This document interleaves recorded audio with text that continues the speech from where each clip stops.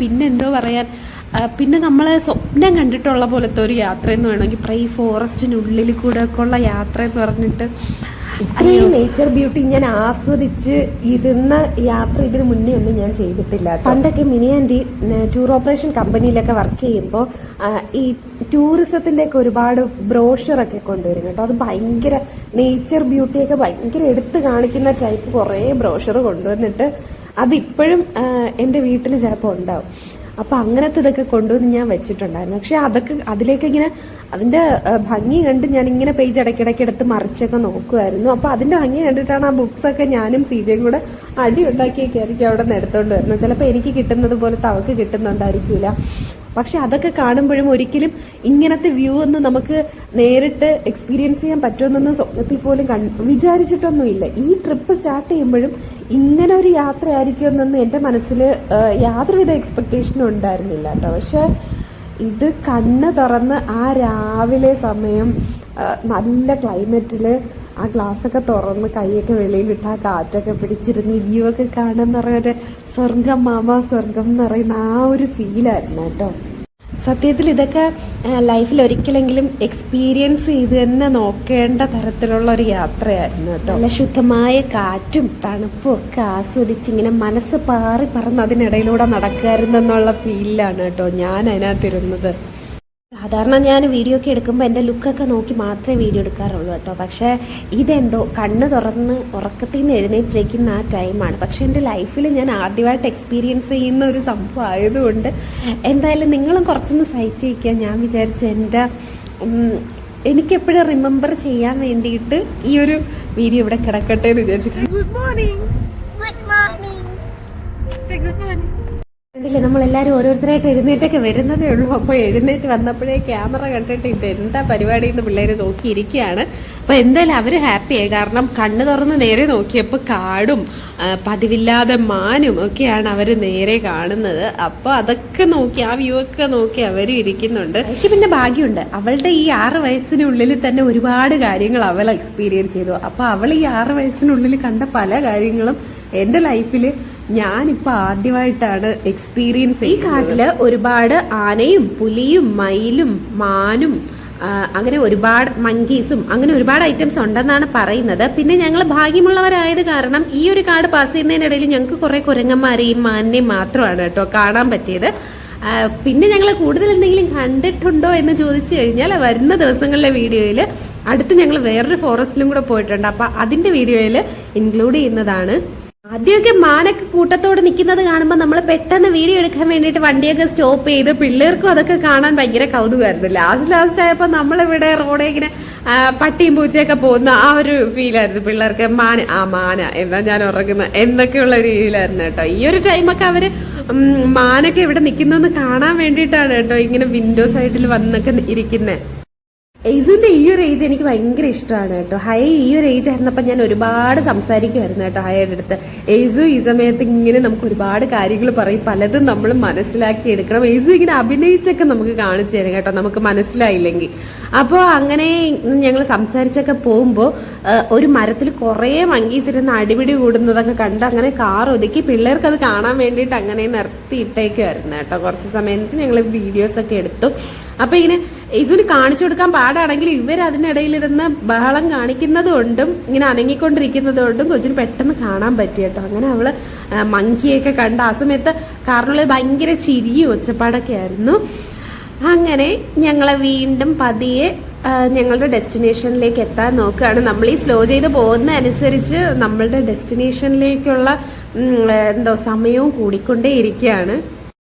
ഏസു അടുത്ത് വരുമ്പോഴെല്ലാം ഞാൻ അവളുടെ മൊട്ടത്തലയിൽ ഇങ്ങനെ തടവിക്കൊണ്ടിരിക്കുകയാണ് കേട്ടോ. എനിക്ക് അവളുടെ മൊട്ടത്തലയിൽ തടവാനായിട്ട് ഭയങ്കര ഇഷ്ടം. അതാ അവള് അങ്ങനത്തെ എക്സ്പ്രഷനിലിരിക്കുന്നത്. അപ്പോൾ നമ്മൾ ഓൾമോസ്റ്റ് നമ്മൾ ബുക്ക് ചെയ്ത ഹോട്ടൽ എത്താറായി. ഇതാ ഹോട്ടലിന്റെ മെയിൻ ഗേറ്റ് ഞങ്ങൾ കയറിയിരിക്കുകയാണ് സുഹൃത്തുക്കൾ. അങ്ങനെ മണിക്കൂറുകൾ നീണ്ട യാത്രയ്ക്കൊടുവിൽ നല്ല അത്യാവശ്യം വിശപ്പൊക്കെ ആയിട്ടുണ്ട്. ഞങ്ങൾ അപ്പോഴാണ് അവിടെ എത്തിയത്. ഓൾമോസ്റ്റ് നമ്മൾ പ്രതീക്ഷിച്ചത് 9:30 എത്തുമെന്നാണ്. 10:30 എന്തോ ആയിട്ടാണ് നമ്മൾ അവിടെ ഹോട്ടലിലേക്ക് എത്തിയത്. ശ്രീ ഗുരു റെസിഡൻസി എന്ന് പറയുന്ന ഹോട്ടലാണ് കേട്ടോ നമ്മൾ ബുക്ക് ചെയ്തിട്ടുണ്ടായിരുന്നത്. പിന്നെ എന്തായാലും സമയം നീണ്ടു പോകുന്നത് കാരണം ഞങ്ങൾ വഴിയിൽ ഇറങ്ങിയിട്ട് അവിടെ നിന്ന് ബ്രഷൊക്കെ ചെയ്തൊന്ന് ഫ്രഷ് ആയിട്ടാണ് കേട്ടോ നമ്മൾ നേരെ എത്തിയത്. കാരണം വന്ന് കയറിയ നേരെ ഫുഡ്, അതാണ് നമ്മളുടെ ലക്ഷ്യം. അങ്ങനെ ഞങ്ങൾ നേരെ കയറിയിരുന്ന മെനുവൊക്കെ നോക്കി നീണ്ട നേരം ഡിസ്കഷൻ ചെയ്തെങ്കിലും ഞങ്ങൾ ഓർഡർ ചെയ്തത് ദോശയും ഇഡ്ഡലിയൊക്കെ ആയിരുന്നു കേട്ടോ. അപ്പോൾ ഫുഡൊക്കെ വരാനായിട്ട് കുറച്ച് സമയം എടുക്കുമല്ലോ. അപ്പോൾ അതിനിടയിലാണ് നമ്മളിരുന്ന് ഡിസ്കസ് ചെയ്യുന്നത്. പെട്ടെന്ന് തന്നെ അടുത്ത് നമ്മൾ റൂമിൽ ചെന്ന് ഫ്രഷ് ആവുക, അടുത്ത് ഇന്ന സ്ഥലത്തേക്ക് പോകാം, അത് കഴിഞ്ഞ് ബാക്കിയുള്ള കാര്യങ്ങൾ നോക്കാം എന്നൊക്കെയുള്ള രീതിക്ക് ആ സമയത്ത് തന്നെ നമ്മൾ പ്ലാനിങ് എല്ലാം ഒന്നിച്ചിരുന്ന് തയ്യാറാക്കും. അങ്ങനെ ഞങ്ങൾ ഫുഡെല്ലാം കഴിച്ചതിന് ശേഷം നമ്മുടെ പ്ലാൻ പ്രകാരം ആദ്യം നേരെ ചെന്ന് ഫ്രഷ് ആവുക, പിള്ളേരെയൊക്കെ റെഡിയാക്കി ഇറക്കുക. നേരെയുള്ള ഡെസ്റ്റിനേഷൻ എന്ന് പറയുന്നത് സെന്റ് ഫിലോമിനാസ് കത്തീഡ്രൽ, മൈസൂരുള്ള സെന്റ് ഫിലോമിനാസ് ചർച്ചിലേക്കാണ് നമ്മൾ പോകുന്നത്. നമ്മൾ എല്ലാവരും ഇവിടെ പോയിട്ടുണ്ടെങ്കിലും നമ്മളുടെ ഈ ഒരു ഹോട്ടലിന് അടുത്തായിട്ടാണ് ഈ ഒരു കത്തീഡ്രൽ വരുന്നത്. അപ്പോൾ അവിടെ പോയിട്ട് തന്നെ നമ്മുടെ യാത്ര തിരിക്കാമെന്ന് വിചാരിച്ചു. പിന്നെ നമ്മളുടെ ഈ യാത്രയിൽ വേറൊരു ഉദ്ദേശം ഉള്ളതെന്ന് പറഞ്ഞു കഴിഞ്ഞാൽ, എത്ര സ്ഥലത്ത് പോയാലും നമ്മൾ പോകുന്നത് എക്സ്പ്ലോർ ചെയ്യാൻ പോകുന്നത് ഇതുവരെയും പോയിട്ടില്ലാത്ത ഏതെങ്കിലുമൊക്കെ സ്ഥലത്ത് നമ്മൾ പോയിരിക്കണം എന്നുള്ള ഒരു ഉദ്ദേശത്തോടു കൂടിയും കൂടെയാണ് കേട്ടോ ഇറക്കിയത്. നമ്മൾ യാത്ര പോകുന്നുണ്ടെങ്കിലും യാത്രയിൽ അഗാധമായി വർക്ക് ചെയ്യുന്നതിന്റെ ഏട് നിങ്ങൾ കാണാതെ പോകരുത് ഗായ്സ്.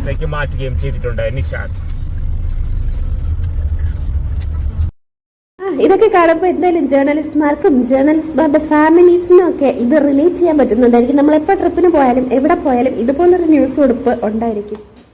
ഇതൊന്നും മനസ്സിലാക്കാതെ ഞാൻ ഇടയ്ക്കിടയ്ക്ക് ഇതിനെ ഇട്ട് താങ്ങുകയും അടിയുണ്ടാക്കുകയൊക്കെ ചെയ്യും കേട്ടോ. ഇങ്ങനെ നമ്മൾ റിലാക്സ് ചെയ്യാൻ വരുമ്പോഴും അതിനിടയിൽ ന്യൂസ് എന്ന് പറഞ്ഞ് ഞങ്ങൾ ഇടയ്ക്കിടയ്ക്ക് ഉടക്കാറൊക്കെ ഉണ്ട് കേട്ടോ. അതില്ലാത്തൊരു ത്രില്ലില്ല. ഇങ്ങനെ പറഞ്ഞിരുന്ന് നമ്മൾ ചർച്ചിന്റെ ഫ്രണ്ടിൽ എത്തി കേട്ടോ.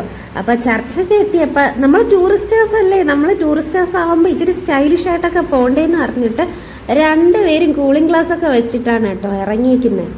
പിന്നല്ലാതെ അടിച്ചു പൊളിക്കാൻ വരുമ്പം ഒന്നിനും ഒരു കുറവുണ്ടാവരുതല്ലോ എന്ന് അവരും അങ്ങ് കരുതി കാണും. ഹയയുടെ പെട്ടിയിൽ ഹയ ആദ്യം എടുത്ത് വെച്ചത് കൂളിംഗ് ഗ്ലാസ് ആണ് കേട്ടോ. എല്ലാ പ്രാവശ്യത്തെ പോലെ തന്നെ ഒരാഴ്ച മുന്നേ ഹയയുടെ പെട്ടി പാക്കിങ്ങും കഴിഞ്ഞു. ഒരു പെട്ടി ഫുള്ളായിട്ട് വേണമെന്ന് പറഞ്ഞ് ഗുസ്തി പിടിച്ച് ആ ഒരു പെട്ടിയിൽ വേറെ ആരുടെയും സാധനവും വെക്കത്തില്ല. പിന്നെ അടുത്ത എന്നെയും ഒരാഴ്ചയ്ക്ക് മുമ്പ് അമ്മ എന്താ ഇതുവരെയും പാക്ക് ചെയ്യാത്തതെന്ന് പറഞ്ഞ് നിർബന്ധിച്ച്, ഞാൻ പാക്കിങ്ങിലൊക്കെ ഭയങ്കര മടിച്ചാണ് കേട്ടോ. ഞാൻ മടി പിടിച്ചിരിക്കുമ്പം ഞാൻ പാക്ക് ചെയ്തല്ലാതെ ഒരു ദിവസം ഉറങ്ങത്തില്ല എന്ന് പറഞ്ഞിരുന്നൊക്കെ എന്നെ പാക്ക് ചെയ്യിപ്പിക്കുന്നുണ്ടായിരുന്നു കേട്ടോ. അപ്പോൾ ഈ ചർച്ചിൻ്റെ ഫ്രണ്ടിൽ എപ്പോഴും ഫോട്ടോ എടുക്കാനൊക്കെ ആയിട്ട് ഒരു ഫോട്ടോഗ്രാഫർ ഉണ്ടാവും.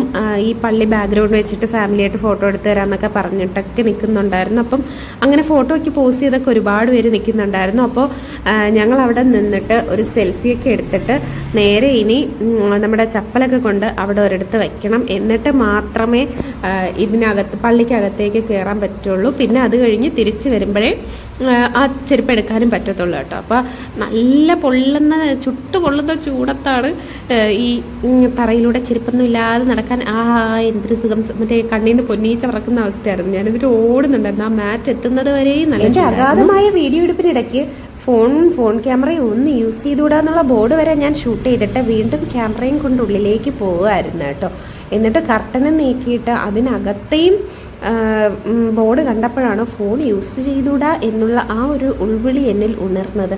അപ്പോൾ പള്ളിയുടെ അകത്തൊക്കെ ഭയങ്കര കാം ആംബിയൻസ് ആയിരുന്നു. പിന്നെ ഞാൻ ഫോണൊക്കെ അങ്ങ് ഓഫ് ചെയ്ത് പോക്കറ്റിൽ വെച്ചു കേട്ടോ. പിന്നെ അവിടെ പള്ളിയിലകത്തൊക്കെ കയറിയിട്ട് ഇറങ്ങി അവിടെ ഒരു ബുക്ക് സെൻറ്ററും ഒക്കെ ഉണ്ടായിരുന്നു. അങ്ങനെ അവിടെയൊക്കെ കയറി എല്ലാവരും പർച്ചേസിന് നിന്നപ്പോൾ ഹയ എടുക്കാൻ വേണ്ടിയിട്ട് പിണങ്ങി നിൽക്കുകയാണ് കേട്ടോ. ഏജ് കുഞ്ഞല്ല, അപ്പോൾ അവളെ എടുക്കുന്നത് കാരണം ഞാൻ ഈ ഹൈയും കൂടെ എടുക്കാനായിട്ട് പിണങ്ങിക്കൊണ്ട് നിൽക്കുന്ന സൈക്കോളജിക്കൽ മൂവാണ് നിങ്ങൾ കണ്ടുകൊണ്ടിരിക്കുന്നത്. കുറേ നേരമൊക്കെ ഇങ്ങനെ പറയും കേട്ടോ. ആ സമയത്ത് നമ്മൾ മൈൻഡ് ചെയ്യാതെ വേറെ എവിടെയെങ്കിലും ശ്രദ്ധ തിരിച്ചിടുമ്പോൾ ആ കാര്യം അവൾ തന്നെ അങ്ങ് മറന്നുപോകും. പിന്നെ നമ്മൾ കട്ട് ഫ്രൂട്ട്സ് ഒക്കെ ഇടയ്ക്കിടയ്ക്ക് കാണുമ്പോഴൊക്കെ വാങ്ങുന്നുണ്ടായിരുന്നു കേട്ടോ.